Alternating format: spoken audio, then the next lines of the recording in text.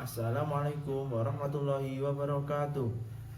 Sebelum pembelajaran dimulai, marilah kita berdoa bersama-sama, membaca basmalah bersama-sama. Bismillahirrahmanirrahim. Apakah hari ini ada yang tidak masuk? Alhamdulillah jika masuk semuanya. Ya, pada hari ini kita akan belajar tentang fikih. Materi sakit bukanlah halangan sholat. Jadi keadaan sakit pun kita harus melakukan sholat, karena sholat merupakan wajib bagi kaum muslimin. Allah SWT memberikan perintah kepada kaum muslimin untuk beribadah kepadanya sesuai dengan kemampuan yang dimilikinya. Di antara kewajiban ibadah yang harus dilakukan kaum muslimin adalah mengerjakan sholat fardu 5 waktu, baik dalam keadaan sehat maupun sakit. Bagi orang yang sedang sakit, Allah SWT memberikan kemudahan dalam mengerjakan sholat yang sudah disebutkan di dalam Quran surat At-Taghabun ayat 16 yang berbunyi fattaqullaha mastata'tum, yang memiliki arti maka bertakwalah kepada Allah Subhanahu wa taala menurut kesanggupanmu. Bagaimana cara mengerjakan sholat dalam keadaan sakit? Di dalam sejarah atau di dalam hadis, Rasulullah sudah menjelaskan bahwa dalam hadis yang memiliki arti, saya Imran bin Husain sakit bawazir. Kemudian saya bertanya kepada Nabi Muhammad SAW tentang cara melaksanakan sholat. Maka beliau bersabda, salatlah dengan berdiri. Jika tidak mampu, hendaklah dengan duduk. Jika tidak mampu duduk, maka dengan berbaring. Hadis rawahu Bukhari. Jadi di sini hadis ini menerangkan tentang sahabat Imran bin Husain yang sedang sakit ingin melakukan sholat, dan beliau bertanya kepada Nabi Muhammad SAW. Salat bagi orang sakit dapat dilakukan dengan beberapa cara sesuai dengan kemampuan dan yang dimilikinya. Bacaan sholat sama dengan sholat seperti biasa, hanya berbeda pada posisi dan beberapa gerakan saja. Beberapa cara sholat yang bisa dilakukan saat sedang sakit. Yang pertama yaitu sholat dengan duduk. Sholat dengan duduk dilakukan bagi yang tidak sanggup mengerjakan sholat dengan berdiri. Salat dengan cara duduk dapat dilakukan dengan posisi duduk iftiros, bersila, atau sesuai dengan kemampuannya. Yang kedua yaitu sholat dengan berbaring. Sholat dengan berbaring dilakukan bagi orang yang sakit yang tidak mampu mengerjakan sholat dengan berdiri maupun duduk. Yang ketiga yaitu sholat dengan telentang. Sholat dengan telentang dilakukan jika tidak mampu lagi untuk berbaring atau duduk. Jadi sholat dengan telentang.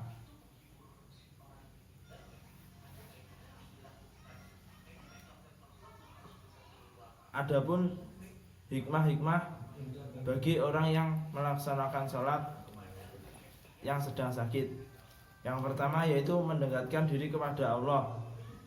Dengan selalu mengerjakan sholat, kita akan menjadi lebih dekat kepada Allah SWT. Yang kedua, hati menjadi lebih tenang. Ketiga, menyadari kemurahan Allah SWT. 4, mensyukuri nikmat sehat yang diberikan Allah SWT. Yang kelima, meningkatkan keimanan yang diberikan keimanan dan ketakwaan kepada Allah Subhanahu wa taala. Yang keenam, dicintai Allah Subhanahu wa taala. Ya, untuk tata cara tata cara melakukan salat bagi orang sakit dapat kita lihat di dalam video berikut ini. Nah, berikut akan Bunda jelaskan tentang tata cara sholat bagi orang yang tidak mampu berdiri. Jadi, sholatnya dengan cara duduk. Perhatikan baik-baik ya. Yang pertama, setelah membaca niat, jadi sebelum melakukan sesuatu, termasuk melakukan sholat ini, walaupun sholat dengan cara duduk, tetap harus berniat. Nah, berniat sesuai sholat yang akan dikerjakan. Kemudian, membaca takbiratul ikram, Allahu Akbar, sambil mengangkat kedua tangan. Nah, setelah takbiratul ikram, kedua tangan bersedekap di atas dada. Nah, setelah tangan bersedekap di atas dada, membaca doa iftitah, doa Al-Fatihah, dan surat-surat yang dihafal di Al-Quran. Nah, setelah bersedekap di atas dada, kita akan melakukan ruku. Nah, rukunya dengan cara membungkukkan badan, jadi sedikit membungkukkan badan. Nah, bacaan rukunya sama dengan bacaan ruku dalam sholat dengan cara berdiri. Nah, setelah ruku dilanjutkan dengan itidal. Nah, itidal ini kembali duduk seperti semula. Jadi itidal melakukan duduk seperti di awal, duduk biasa. Kemudian bacaannya juga sama dengan bacaan orang yang sholat dengan cara berdiri. Setelah melakukan iktidal, melakukan sujud. Nah, sujudnya seperti biasa ya, seperti orang yang sholat berdiri biasa. Jadi sujudnya, bacaannya pun seperti bacaan biasa. Dan seterusnya dilanjutkan dengan gerakan dan bacaan sholat hingga salam, sesuai dengan jumlah rakaat sholat yang diniatkan. Kemudian, apabila tidak sanggup duduk, maka kita bisa melakukan dengan cara berbaring atau dengan cara telentang. Bunda jelaskan yang pertama dengan cara berbaring. Jadi, dengan cara berbaring itu posisinya berbaring miring seperti di gambar ya. Posisi badan miring, kaki mengarah ke selatan dan kepala berada di utara. Kemudian miringnya itu berada di kiblat seperti di arah mata angin di bawah ya. B itu barat, U itu utara, S itu selatan. Jadi wajah menghadap ke kiblat atau ke barat. Nah, miringnya itu menghadap ke kiblat. Kemudian setelah menghadap ke kiblat, diawali sholat dengan niat dan mengucapkan takbiratul ikram. Selanjutnya membaca doa iftitah, surat Al-Fatihah, dan surat yang ada di Al-Quran. Nah, setelah itu melakukan gerakan ruku. Nah, bagaimana gerakan rukunya? Gerakan ruku dan sujud bisa dilakukan dengan anggukan kepala atau kedipan mata. Jadi karena tidak bisa bergerak lagi, tidak bisa dengan cara duduk atau berdiri, ruku dan sujudnya dilakukan dengan anggukan kepala. Jadi kepalanya dianggukkan atau matanya dikedipkan. Nah, kemudian jika masih tidak sanggup dengan cara berbaring atau melakukan semua hal masih sudah tidak bisa bangun dari tempat tidur, bisa melakukan sholat dengan cara telentang. Jadi, jika sholat dengan cara telentang, cara yang pertama yaitu kepalanya berada di sebelah timur. Nah, seperti di gambar ya, T itu timur. Kemudian kedua kaki ke arah kiblat. Kiblatnya itu di barat. Jadi, kepala di timur, kemudian kaki di barat. Nah, usahakan ketika kepala berada di timur tersebut diganjal dengan bantal supaya wajahnya seperti menghadap ke kiblat, bisa sedikit menghadap ke kiblat. Kemudian lakukan sholat seperti biasa, membaca niat, takbiratul ikram, kemudian membaca iftitah, al-fatihah, dan surah-surahnya. Kemudian gerakan ruku dan gerakan sujud, karena tidak bisa melakukan apapun, tidak bisa bergerak dengan gerakan apapun, melakukannya dengan isyarat kedipan mata. Jadi cuma matanya dikedipkan aja, misalnya kalau ruku matanya dikedipkan, kemudian sujud matanya dikedipkan lagi, begitu. Nah, kalau masih tidak mampu melakukan isyarat kedipan mata, boleh menggunakan hati. Jadi karena sudah sama sekali tidak bisa melakukan gerakan apapun, sampai kedipan mata pun tidak bisa, maka boleh menggunakan hati. Dalam hati berniat, ya Allah aku sedang sujud, ya Allah aku sedang ruku, seperti itu ya. Nah, bacaan-bacaannya tetap sama dengan bacaan sholat dengan cara berdiri. Itu tadi video tentang tata cara salat bagi orang yang sakit. Selanjutnya yaitu penjelasan tentang tata cara salat untuk orang yang sedang sakit. Yang pertama tadi kan salat bagi orang sakit bisa dengan duduk. Tata cara sholat sambil duduk yaitu yang pertama posisi duduk iftirosh, menghadap kiblat dan berniat melaksanakan sholat. Yang kedua takbiratul ihram sambil membaca takbir. Yang ketiga membaca doa iftitah, surat al-fatihah, dan dilanjutkan surat pendek Al-Quran. Yang keempat rukuk, dilakukan dengan posisi badan agak membungkuk, membaca tasbih. Yang kelima i'tidal, dilakukan dengan duduk iftirosh, membaca tasmi'.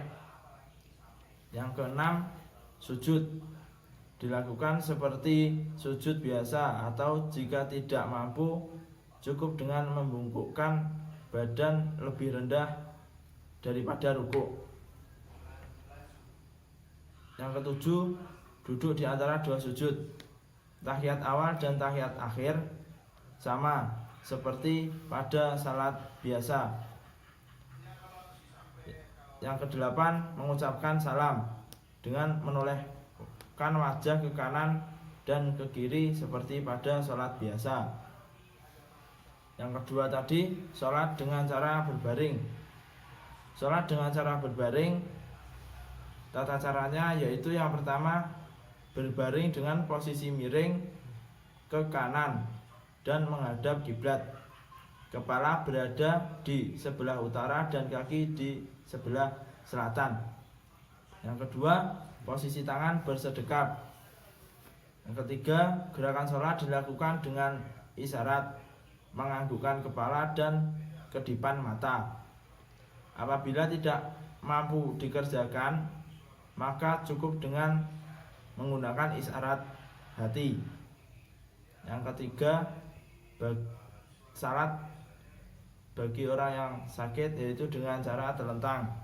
Tata cara sholat dengan telentang yaitu yang pertama posisi badan telentang dengan posisi kaki menghadap ke arah kiblat, dan jika mampu kepalanya diberi bantal agar mukanya menghadap kiblat.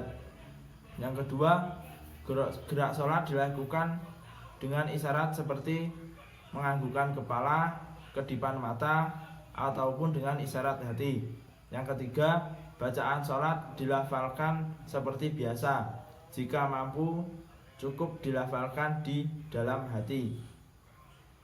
Ya, itu tadi tata cara melaksanakan sholat bagi orang sakit. Selanjutnya yaitu kerjakan soal ABC-an di halaman selanjutnya. Setelah itu kumpulkan kepada Bapak atau di meja guru. Silahkan kerjakan soal tersebut selama 10 menit. Ya, waktunya sudah selesai, silahkan dikumpulkan di meja guru.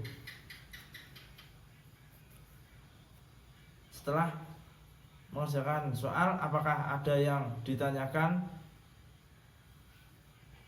Ya, kalau tidak ada, cukup sekian pembelajaran dari Bapak. Sebelum pembelajaran kita tutup, marilah kita membaca hamdalah bersama-sama.